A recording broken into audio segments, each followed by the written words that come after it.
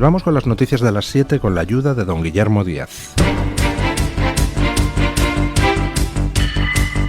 Luis del Pino es Radio Libertad. Hola, muy buenos días y cordial saludo para todos. Comenzamos con la información de este lunes 30 de septiembre hablando de la victoria del FPÖ en Austria tras las elecciones parlamentarias celebradas ayer. Tras el cierre de las urnas, las proyecciones arrojan una victoria del FPÖ dirigido por Herbert Kickl con el 29,1% de los votos, dejando en el segundo lugar al OVP con el 26,3% y a los socialdemócratas con el 20,4%, a pesar de que también existen otras encuestas que le otorgan mayor porcentaje al FPÖ. Este partido se tendrá que ver obligado a formar una coalición gobernante. Tras conocerse las proyecciones de los resultados, Kickl destacó que su partido había ganado y dijo que estaba dispuesto a hablar con otros partidos para formar una coalición. Bueno, pues tenemos Italia, Francia, Alemania, Chequia, donde el sábado el partido que está encuadrado con Vox en el Europarlamento ganó las elecciones al Senado. Tenemos Suecia, tenemos Holanda, tenemos Austria, donde acaba de ganar el FPÖ. Bueno, lo que se denomina la ultraderecha o la extrema derecha, pues está avanzando en toda Europa cada vez de forma más acelerada. Además, resulta curioso que un tercio es el número que parece mágico. Un tercio de los franceses votaron por Marine Le Pen, un tercio de los habitantes de los 3 estados federados que han votado en elecciones regionales en Alemania votaron por el AfD, un tercio de los austriacos han votado por el FPÖ. Bueno, parece que una de dos. O resulta que es que el fascismo avanza imparable y Europa se está llenando de fascistas, o es que eso que se llama ultraderecha y extrema derecha pues no es más que el reflejo de un profundo y creciente malestar social. Llevamos muchos años con una Unión Europea embarcada en una tarea de empobrecimiento deliberado de Europa. Europa en lo que es la renta de las familias lleva estancada desde hace 25 años, mientras que en Estados Unidos sigue creciendo a menos ritmo que antes, pero sigue creciendo, y mientras que pues países como China, dictaduras como China, se desarrollan a toda velocidad, y al final eso se consigue, ese empobrecimiento deliberado, por una serie de políticas donde le dicen a la gente que tiene que renunciar a vivir cómodamente porque es que el pobre planeta sufre. Lo que pasa es que es un planeta muy raro, porque solo sufre cuando los europeos consumimos. Sin embargo, si los chinos se desarrollan a toda velocidad, abren centrales de carbón a cascoporro, incrementan el consumo de energía eléctrica y las emisiones de CO2, ahí el planeta no sufre, o al menos los histéricos del clima resulta que por eso no protestan, solo protestan cuando los europeos consumimos. Es una cosa espectacular. Y bueno, pues la gente ha dicho, vale ya. Como la gente ha dicho, vale ya, por el avance de la anticiencia, todo esto de la negación del sexo biológico, o sea, no sé, si levantara la cabeza cualquier biólogo del siglo XIX o del siglo XX, diría, pero ¿en qué especie de enloquecimiento se han convertido las sociedades occidentales? Como también la gente está harta de que desde un sector de la política y de los medios occidentales pues se apoye sistemáticamente a todo dictador, asesino, genocida, torturador y a todo movimiento terrorista, siempre y cuando ese dictador o ese movimiento terrorista pues vayan contra Occidente de alguna manera. La gente está diciendo basta. Y ahora en Austria, pues bueno, vamos a ver qué es lo que sucede. Ha ganado la ultraderecha del FPÖ, segundo ha quedado el Partido Popular de allí, el OVP, y al final pues resulta que el OVP se ha metido un castañazo en beneficio del FPÖ, la ultraderecha, y los verdes también pues pierden casi la mitad de sus votos. Esa es una de las mejores noticias que está dejando Europa en estos últimos meses, el hundimiento de los verdes que tanto daño han hecho con su religión climática a Europa, tanto en lo que respecta a la competitividad como en lo que respecta a la propia viabilidad de algunos sectores productivos. Y mucha atención a esta noticia porque la UCO de la Guardia Civil investiga si la empresa que alquiló un chalet a José Luis Ábalos, situado en la línea de la Concepción en julio de 2021, blanqueó dinero de origen ilícito. Se trata de Have Got Talent SL, una empresa que facturó 140 millones con la compra y venta de combustible en los 6 meses inmediatamente posteriores a que el exministro de Transporte firmara dicho contrato. Sin embargo, la empresa tuvo 165 millones de euros en gastos. Como informa El Español esta mañana, Have Got Time vendió siempre el combustible a pérdidas. La versión de la empresa es que se hizo como estrategia comercial para captar nuevos clientes y hacerse con cuota de mercado. Esta empresa dedicada a la compra y venta de combustibles pagó 600.000 euros a Víctor de Aldama, el doble de lo que en un principio expuso la Guardia Civil en uno de sus informes. La primera transferencia al comisionista se produjo el 16 de junio de 2021, justo cuando se compró el chalet y se cerró el contrato de alquiler y opción de compra con Ábalos por un importe de 181.500 euros. Hombre, el hecho de que aparezcan contratos de alquiler a nombre de Ábalos por parte de una empresa que por otro lado resultaba beneficiada por decisiones del ministerio que dirige Ábalos, pues no pinta muy bien, ¿verdad? En fin, que el sentido común nos dice a todos que lo que debería hacer cualquier persona normal que ocupe un puesto político con carácter decisorio es no tener ningún tipo de trato con aquellas empresas que resultan beneficiadas por sus decisiones. Además, siempre aparecen los mismos comisionistas en todo esto. Había algunos comisionistas que, no sé, debían de tener ya habitación en el ministerio dirigido por Ábalos, de tanto tiempo que pasaban allí. Me supongo que dormían allí por la noche en algún despacho y seguían brujuleando a la mañana siguiente. Siguen las revelaciones contra Ábalos. Ábalos, por su parte, está contraatacando con preguntas parlamentarias. Ha presentado ahora una batería de 23 preguntas al gobierno sobre actividades presuntamente ilícitas y bueno, vamos a ver qué sale de todo ello, pero lo que cada vez está más claro es que la etapa de Sánchez ha significado una apoteosis de la corrupción en España, corrupción que alcanza a, pues en fin, demasiada gente vinculada al presidente del gobierno, empezando por su mujer, siguiendo por su hermano, del que luego hablaremos, varios ministerios, organismos autónomos, comunidades autónomas regidas por el PSOE.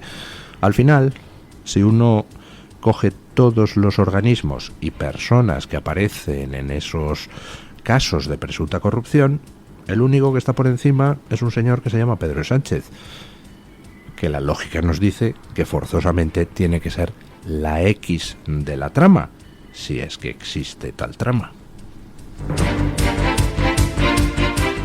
Y mucha atención a lo que sucedió este fin de semana. Radio Televisión Española decidió suspender el proceso de oposición para la categoría de informador que se iba a realizar este mismo domingo tras detectar una filtración en las preguntas de la prueba, según informó el sindicato USO.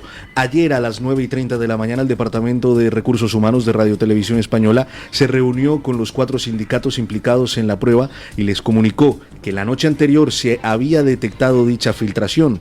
Los sindicatos sugirieron sustituirlas por las preguntas de reserva, pero en el ente público se negaron, reconociendo que no eran suficientes. Esta filtración y la decisión de suspender la oposición ha dejado a unas 5.000 personas afectadas. En Radio Televisión Española aseguran que es una decisión tomada por motivos de fuerza mayor y han anunciado que el examen queda aplazado. En los próximos días se especificará en qué nueva fecha serán convocados los opositores. Los sindicatos creen que era la mejor decisión posible, pues hubiera sido recurrido e impugnado de todos modos.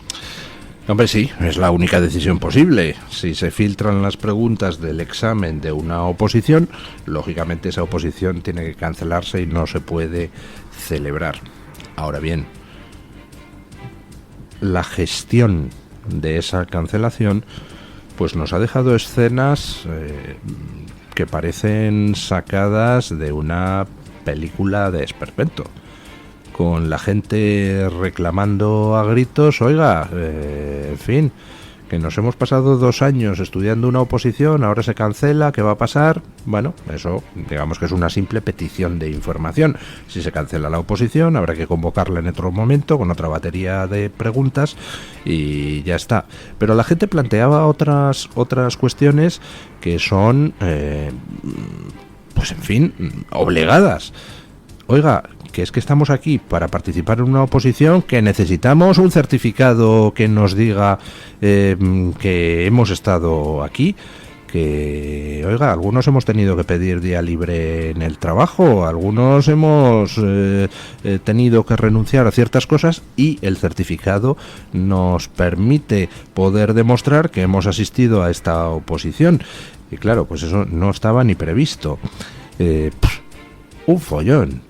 Ayer la gente a gritos desde abajo, mientras en una ventana un señor decía que bueno, que se les dará toda la información próximamente.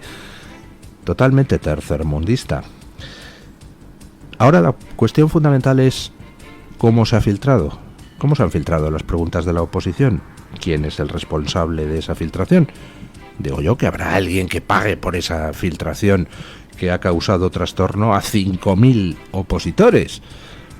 Alguien tendrá que asumir la responsabilidad penal en caso de que la hubiera, y la responsabilidad, en fin, política entre comillas. Alguien tiene que pagar, con su puesto, el caos que se generó ayer. Por cierto, no es la única oposición que ha tenido que suspenderse. También hace un par de días una oposición para ingresar en la Guardia Civil, también por lo mismo, porque se habían filtrado preguntas de las oposiciones. No sé, no parece como muy aceptable en un país mínimamente moderno y eficiente. Desde luego no parece aceptable el que se produzcan estos episodios y luego no haya consecuencias, porque ya ha habido en el pasado otras filtraciones y al menos yo no recuerdo que a nadie le hayan cortado la cabeza, en sentido metafórico, es una frase hecha, por la filtración de ninguna oposición. Volvemos a la información internacional contándoles que el Departamento de Justicia de los Estados Unidos informó que presentó una demanda en contra del estado de Alabama por purgar a miles de no ciudadanos que estaban registrados en las listas electorales. El Departamento de Justicia alega que se eliminaron demasiadas personas muy cerca de las elecciones. Frente a esto, el secretario de Estado de Alabama, Wes Allen, explicó que la purga se realizó como un esfuerzo estratégico para garantizar que el estado tenga el registro de votantes más limpio y preciso del país. Desde el Departamento de Justicia alegan que se estaría violando el derecho a votar de los estadounidenses. Vamos a ver, ¿me puede alguien explicar cómo se puede violar, según el Departamento de Justicia, controlado por el Partido Demócrata americano, cómo se puede violar el derecho a voto de los ciudadanos estadounidenses si eliminas de las listas del censo electoral a los que no son ciudadanos estadounidenses? ¿Qué argumento es ese? Más bien es al revés, ¿no? Si tú tienes en las listas de votantes a gente que no es ciudadano estadounidense, estás violando el derecho a voto de los ciudadanos estadounidenses porque estás pervirtiendo el resultado de su voto al meter a no ciudadanos que puedan votar. El estado de Alabama ha revisado las listas del censo y ha detectado a casi 4.000 personas que estaban inscritas como votantes a pesar de figurar como no ciudadanos en las listas federales, con lo cual ha procedido a eliminarlas del censo y va el Departamento de Justicia americano, controlado por el Partido Demócrata, y demanda al Estado por eliminar a los que no tienen derecho a voto de las listas de votantes. Y dices, ¿por qué el Partido Demócrata tiene interés en mantener listas de votantes plagadas de errores? Quizá porque se beneficia del voto fraudulento de quienes, no siendo ciudadanos americanos, participan en las elecciones americanas. ¿Tiene interés el Partido Demócrata en hacer trampas en las elecciones? Pues a lo mejor es que sí, ¿no? Pero el caso es el argumento utilizado por el Departamento de Justicia. Dice, es que a lo mejor alguno de esos 4.000 que han sido eliminados porque constan como no ciudadanos, a lo mejor con posterioridad a la confección de esas listas donde se les identificaba como no ciudadanos, han regularizado su situación. Bueno, pues que recurran. Oiga, vamos a ver. Como aquí en España, cuando alguien va a votar, resulta que vas a votar en las elecciones municipales y dices, oiga, es que usted no se ha censado aquí en este pueblo en el que vive, así que no puede votar. Dice, oiga, pero con posterioridad, pues resulta que me vine a este pueblo. Bueno, pues haber tramitado el cambio de padrón. ¿Qué quiere usted que le diga? ¿Cómo le vamos a dejar votar en este pueblo? Pues, aplicado a ese caso, sería como si un ayuntamiento tiene una lista de votantes y dice, uy, este no está empadronado, fuera, este no está empadronado, fuera, este no está empadronado, fuera. Y entonces va el Ministerio del Interior y dice, pues voy a demandar a ese ayuntamiento porque a lo mejor algunos de esos que había eliminado resulta que luego ya sí están en ese pueblo viviendo. Y dice, bueno, pues si están en ese pueblo viviendo y no han tramitado las cosas, pues ¿qué quiere usted que yo le haga? No es mi problema, será suyo. Bueno, pues con lo otro exactamente igual. Las listas de votantes en numerosos estados de los Estados Unidos son una auténtica basura. Son una auténtica basura por 1000 cosas, entre otras porque resulta que hay gente que no es ciudadana americana y que está registrada para votar. Hay muertos a los que no se ha eliminado durante años de las listas de votación. Como cada estado va a su bola, pues dependiendo del interés que tengan las autoridades del estado por depurar las listas del censo, pues se depuran o no se depuran. Y hombre, pues para una vez que un estado coge y depura sus listas, tiene muchas narices que el Partido Demócrata, desde el gobierno federal, demande al Estado por eliminar de las listas de votantes a quienes no tienen que votar en las elecciones americanas. En fin. Irán ha solicitado una reunión urgente del Consejo de Seguridad de las Naciones Unidas tras el asesinato del líder de Hezbollah, Hassan Nasrallah, y del general iraní Abbas Nilfouroshan, a manos del ejército de Israel. En una carta dirigida al secretario general de la ONU, Antonio Guterres, el representante permanente de Irán ante el organismo pidió convocar la reunión con el objetivo de abordar lo que califica como agresiones terroristas de Israel y los crímenes continuados que, según denuncia, cometen en el Líbano y en otras partes de la región. La República Islámica de Irán también ha instado al Consejo de Seguridad a tomar medidas inmediatas y decisivas para detener la agresión en curso del régimen israelí. El comunicado difundido por la agencia iraní IRNA acusa a Estados Unidos de obstruir la adopción de decisiones efectivas en el seno del Consejo, lo que, según Irán, ha llevado a la paralización de dicho organismo. Bueno, lo que ha hecho Israel con Hezbollah en 10 días prácticamente es asombroso. Primero hiere, deja gravemente heridos o mata a casi 4.000 terroristas de Hezbollah con ese episodio, con esa operación de inteligencia que es realmente deslumbrante. Lo de la infiltración en las redes de aprovisionamiento de Hezbollah que hizo que los de Hezbollah terminaran comprándole los walkie-talkies y los buscapersonas a una empresa controlada por Israel que les cargó los equipos con explosivo que hizo estallar de manera simultánea cuando lanzó el ataque. Después, Israel ha bombardeado uno por uno, pues, un montón de silos de misiles y de lugares de almacenamiento de armas de Hezbollah en el Líbano. Y por último, Israel, utilizando bombas antibúnker, de estas que tienen un enorme poder explosivo y de penetración, pues ha mandado al cielo con las 72 Uríes al que era el jefe de Hezbollah. Israel se ha cargado a todos los que formaban la cúpula de Hezbollah.